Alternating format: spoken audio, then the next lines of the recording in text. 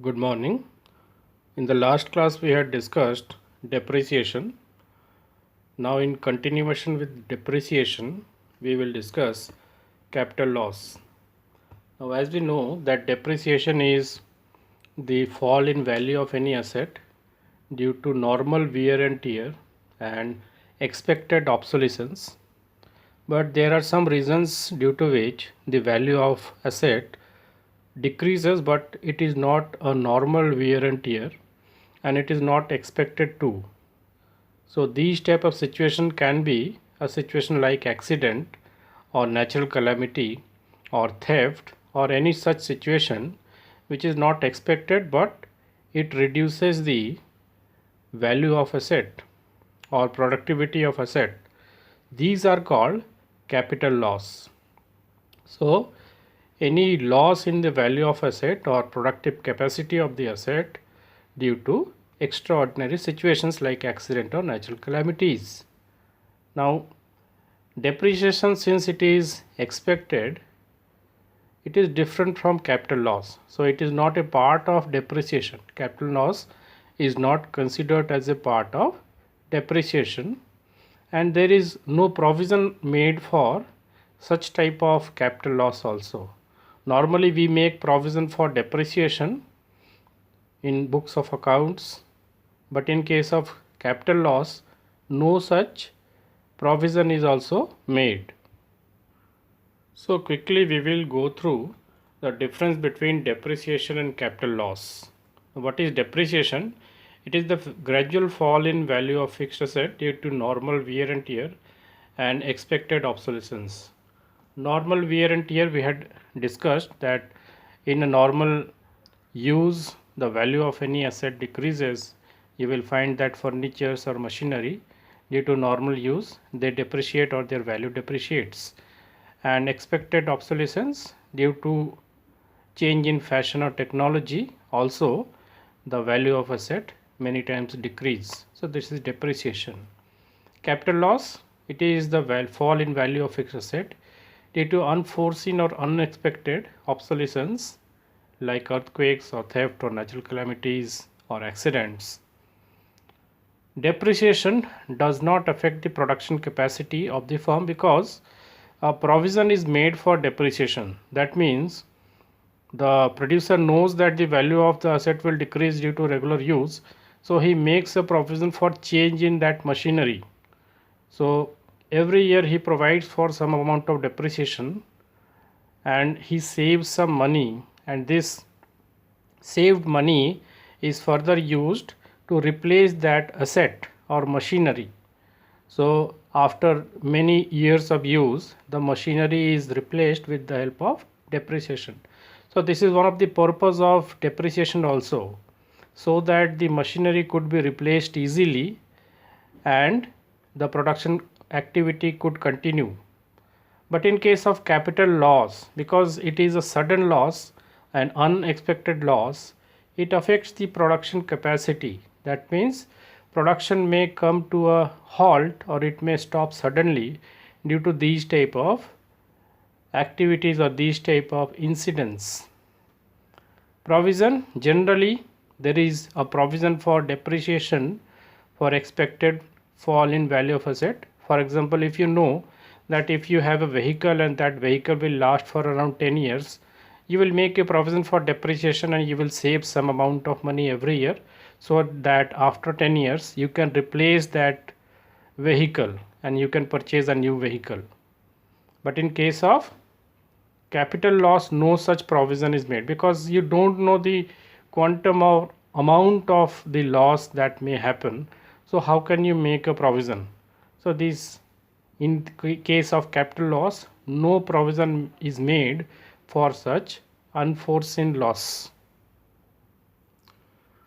Now our next topic for discussion is factors of production.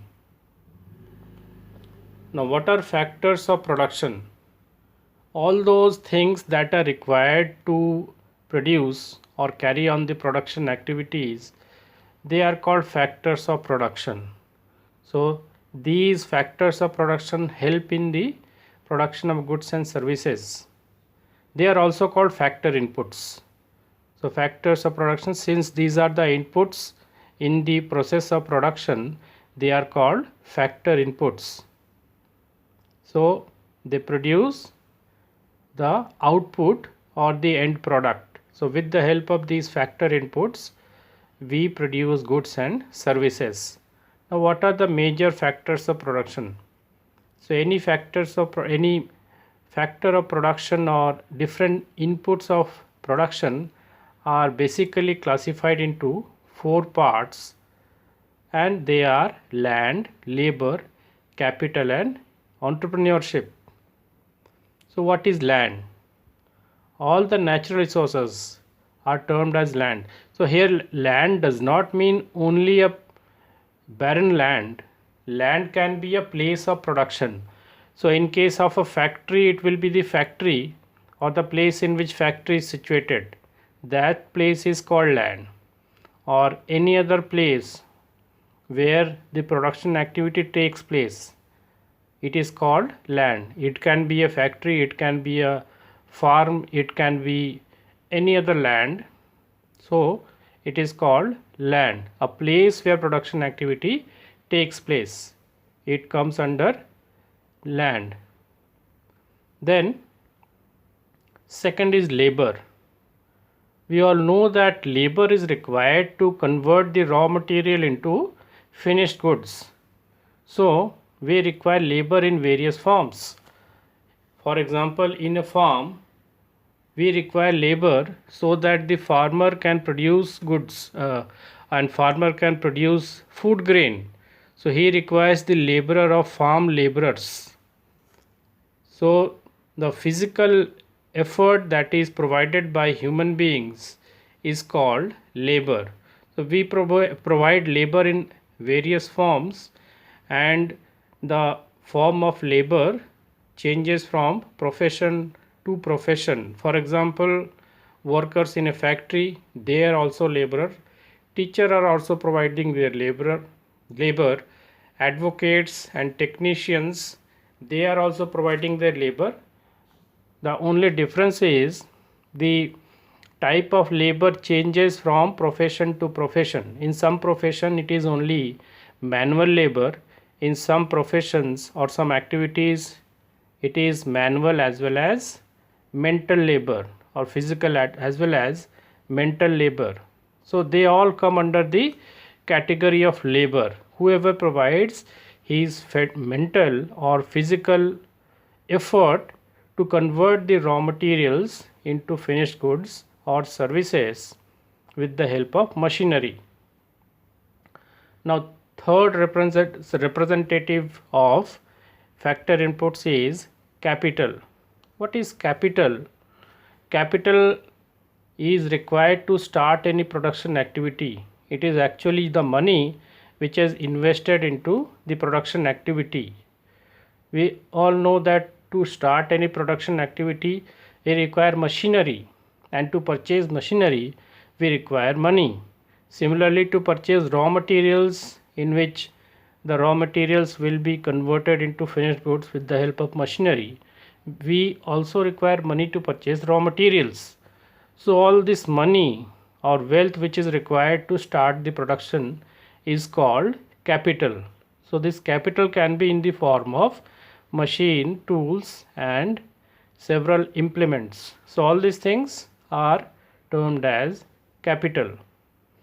And the fourth one and most important one is entrepreneur or entrepreneurship. Entrepreneur is a person who continues the production activity with the help of machinery, capital and labor. So he runs the enterprise or business and keeps the production activity going on. So he although employs capital, but he hires labor and makes them work in the production place. For example, a big farmer employs farm laborers on his farm so that production could increase. He organizes capital and labor and then starts the production activities, and after production is done, he also sells that output into the market and earns profit. So entrepreneur basic purpose of being an entrepreneur is to earn profit. In all these cases, in case of land, labor or capital, we have to pay, or producer has to pay some money to acquire these factors of production. For example, to acquire land, we have to pay rent. So it can be land, or it can be a factory, or it can also be a shop. So if the producer or the seller wants to open a shop, or he wants to open a factory, he will require a place in which the factory is to be set up, and then he has to pay some rent. So the factor payment, so these are the factor of production, so factor inputs, and for this factor inputs we have to pay, that payment is called factor payment. So for land it is rent, for labor it would be wages, because we have to pay wages or salaries to the laborers who are working.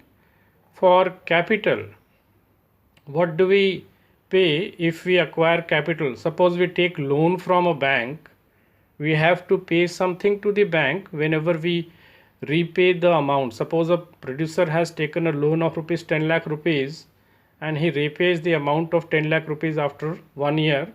So he will pay not only 10 lakh rupees, he will pay some amount of additional payment which is called interest. So interest will be the factor payment for using capital, because capital cannot be arranged by the producer only. In many cases it may happen that the producer is arranging capital from outside, that means he is taking some loan. In case of farming also, we know that in our country farmers take loan from banks and then they start the production activity or farming activity. So they also have to pay some interest on the capital that they have borrowed. But entrepreneurship, this does not have a guaranteed payment, since the entrepreneur or the businessman himself is using this skill to run the business. He does not have any guaranteed payment. So when he takes a risk, he gets some payment, or he gets some reward for this taking risk and arranging this production activity, and that reward is called profit. And if he is not able to run the activity profitably, he also has to incur loss. So for these factors of production, the factor payments are rent, wages, interest and profit. So land, labor, capital, entrepreneurship, the payments are rent, wages, interest and profit. Now let us discuss from where these factors of production come. We have discussed that factors of production are required by the producer to carry on production activity. But from where these factors of production come? In any economy we have basically two sectors.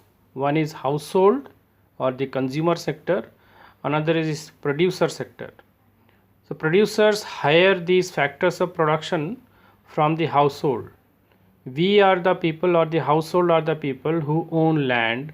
They also own labor, because we are the people, or people from the household only, they work in the factories of producers and they give their labor. So they are the owner of labor also. And then coming to capital, capital also is owned by the households. How? Households save their money and keep their money in the banks, and this money which comes from the savings of the household and is deposited in the bank is taken by the producer in the form of loan, and that loan becomes capital. So third factor of production, that is capital, it is also owned by the household. And entrepreneurship is also coming from a person who is a part of household only. So these factors of production are owned by household, and when they provide these factor services, so all these things like providing land, labor, capital and entrepreneurship, these are also called factor services. So when they provide these factor services to the producer, they received income, and this income is called factor income.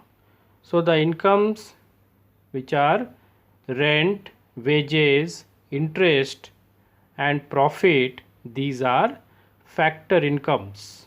So for providing factor services, they will get factor incomes. So for land they will get rent, for labor they will get wages, for capital they will get interest, and for entrepreneurship they will get profit. These are the factor incomes. So for whom these are the factor incomes? These are the factor income for household, not for the producer, because it is income for the household, and these payments are the expenses for the producer. So for the producer they are called factor payments. So for the household the same payments will be called factor income, and for the producer the same payment that is being made is called factor payment. So these are about factor incomes and factor payments. Next we will discuss transfer income or transfer payment. So these are income for some people, the same is payment for some people. Now what are transfer incomes or transfer payments? About factor incomes, we have just now learned that they are the incomes earned by the household for providing their land, labor, capital or enterprise. That means that is earned income. They have earned that income by providing their factor services.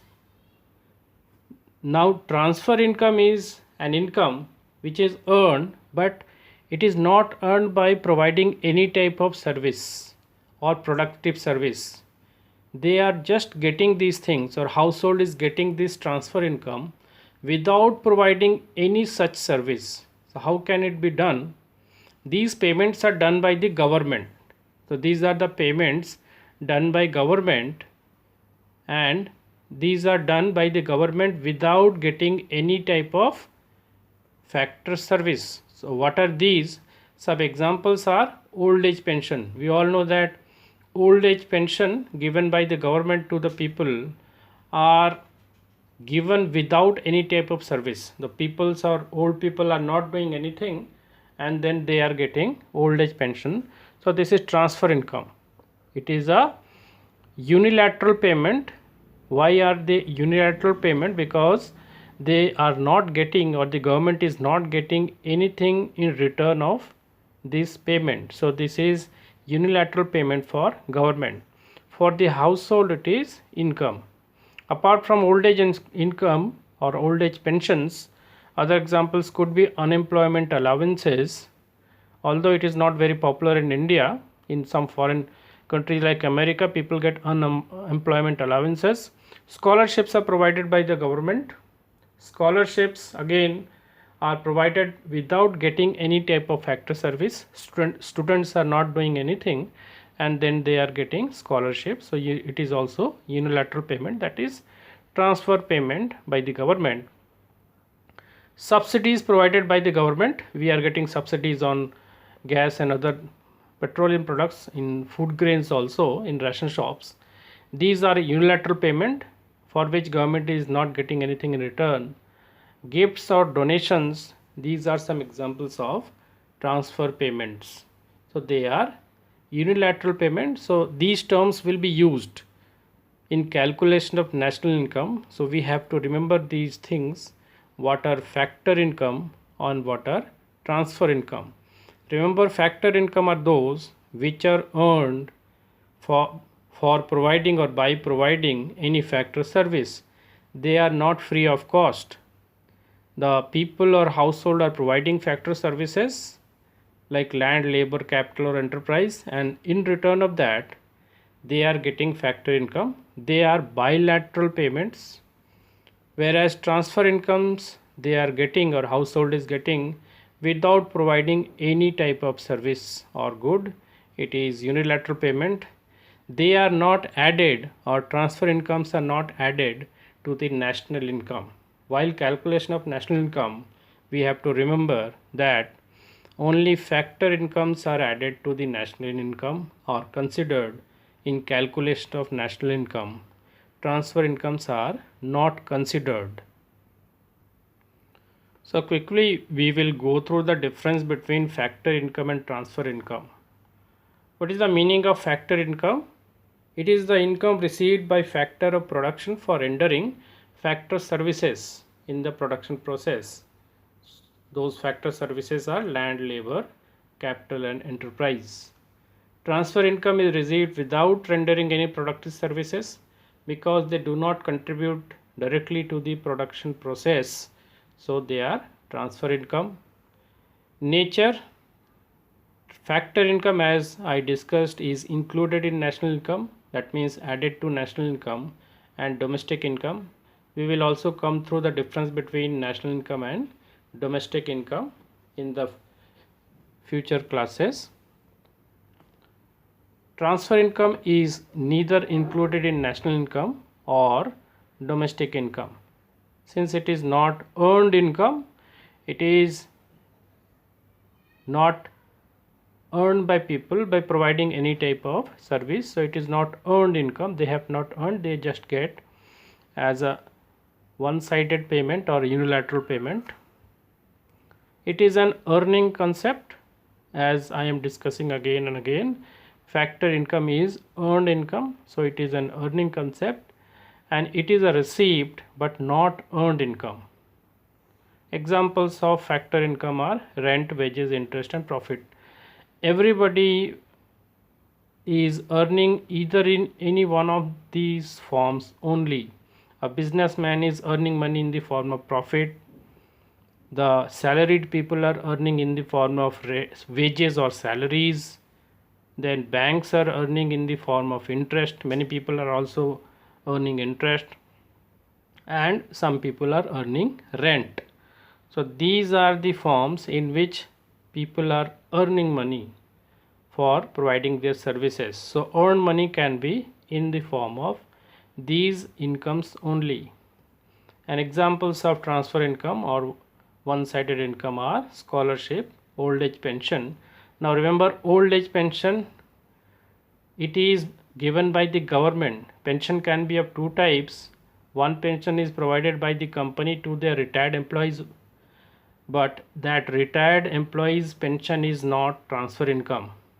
We also have to discuss this in future classes, that after retirement the pension which is allowed to people, that is considered as earned income or factor income, that is not transfer income. So you should remember, only old age pension provided by the government to the old people or senior citizens is transfer income, and unemployment allowance is also an example of transfer income. So this is the difference between factor income and transfer income. So in the next class we will discuss circular flow of income.